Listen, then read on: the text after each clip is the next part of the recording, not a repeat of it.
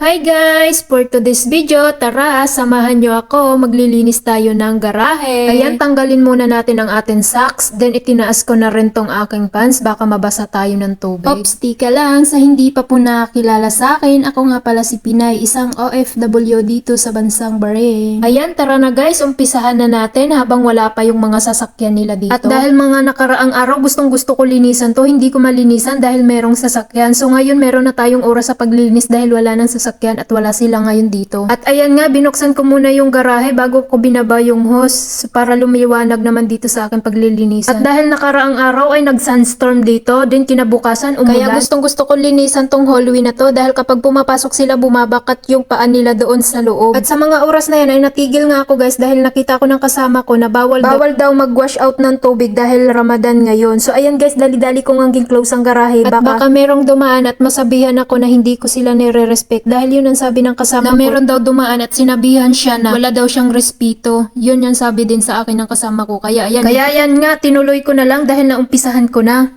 5 minutes later.